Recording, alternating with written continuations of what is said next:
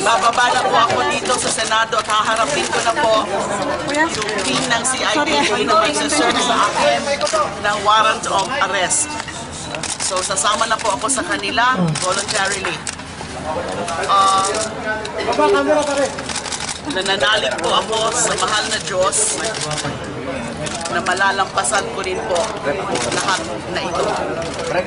Papatong na sa ulo mo. Nasa bandang huli, lalabas po ang katotohanan at makakamit ko po ang hustisya. At tulad ho ng palagi kong sinasabi at inuulit ko po ngayon, inosente po ako, wala pong katotohanan, pawang kasinungalingan ang mga pinaparatang po nila sa akin na ako ay di umano ay nakinabang sa droga, di umano tumanggap sa drug money, di umano ay nag-cuddle o nag-protect ng mga drug convicts. Pawang po, kasinungalingan, yan. Lalabas po ang katotohanan sa tamang panahon.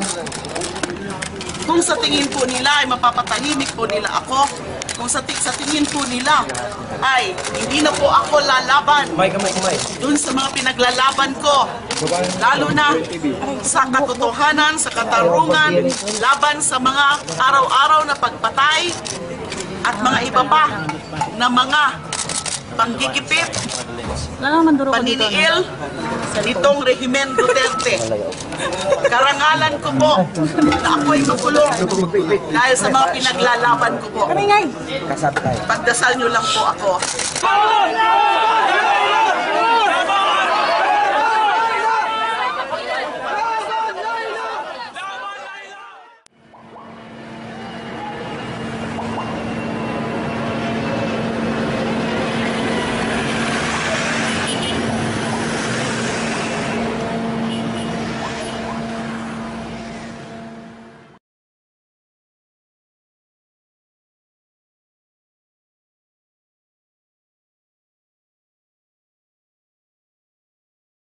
Tumaas daw ang presyon ng dugo ni Senadora Leila de Lima habang sumasailalim sa booking process sa Camp Crame kanina kung saan siya idiniretso matapos arestuin sa kanyang opisina sa Senado.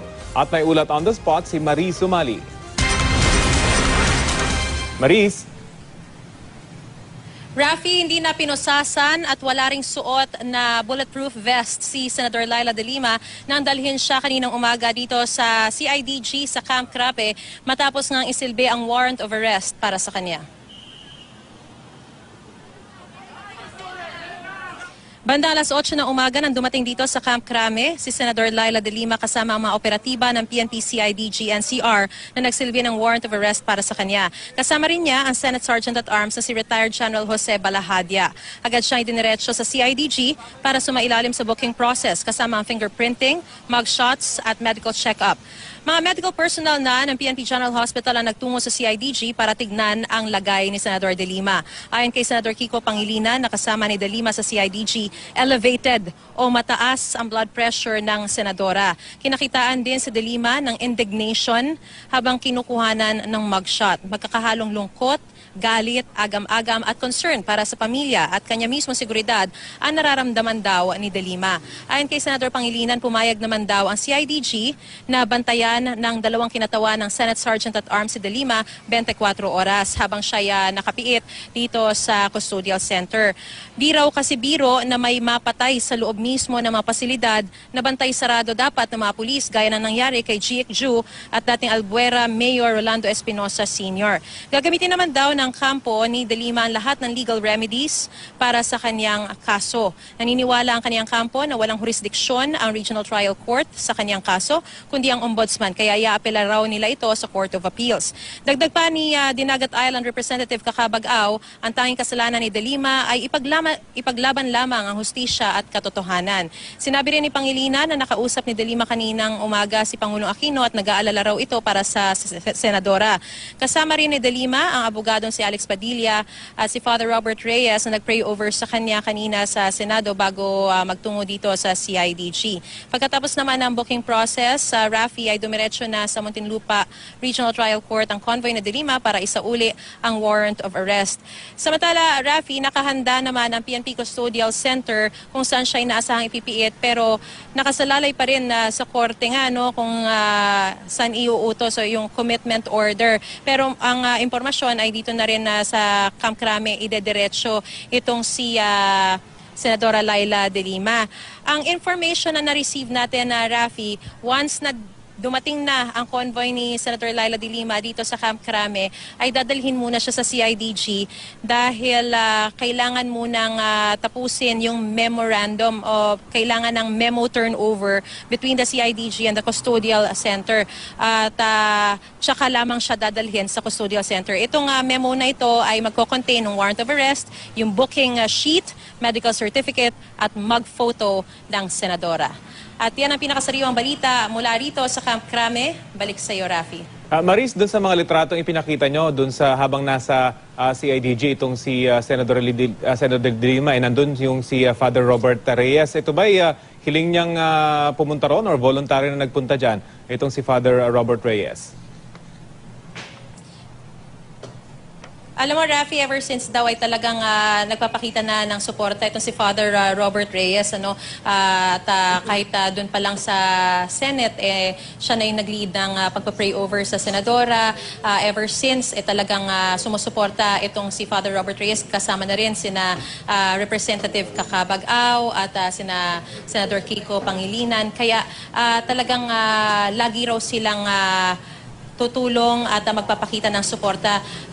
May sinasabi si Father Robert Reyes kanina sa atin na kung dito makukulong si Senator Laila De Lima sa PNP Custodial Center ay bibisitahin daw niya ang Senadora regularly, at ito naman daw ay ikinatuwa ng Senadora dahil syempre nakikita niya yung suporta ng mga tunay niyang mga kaibigan, Rafi.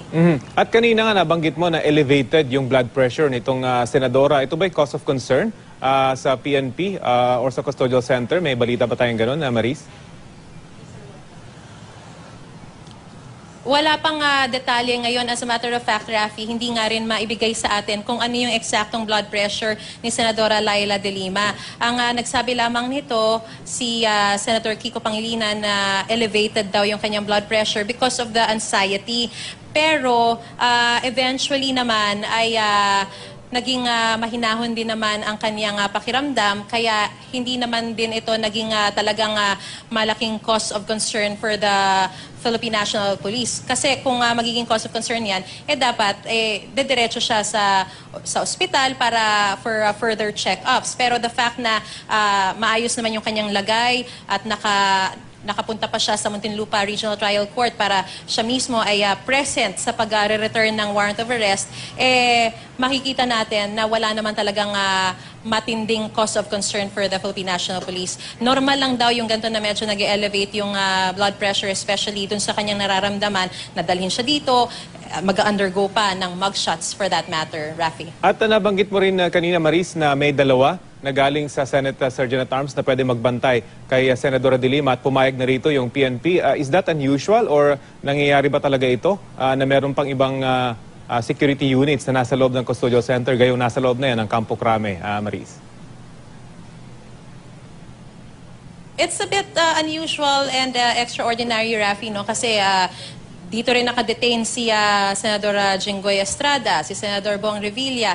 Wala naman tayong narinig na information na merong mga taga-Senate Sergeant at Arms na nagbabantay sa kanila habang sila'y nakapiit dito sa Custodial Center. The fact na secured naman yung lugar ay parang naging sapat na yun para sa mga senador na nauna nang nakapiit dito. But of course, medyo unusual din yung case ni Senator Laila De Lima. She doesn't feel very safe. She doesn't feel very comfortable na dito sa loob ng Camp Crame ikulong. Pero kung yun ang magiging utos ng korte, hindi naman daw siya hihiling ng special treatment at susunod siya. Kaya ang hinihiling na lang niya ay mabigyan siya ng karagdagang security. And according to the camp of Senator De Lima, at pati na rin sa Philippine National Police, the fact na she's a senator, she is given that courtesy and respect still as a senator, kaya pagbibigyan yung kahilingan, yung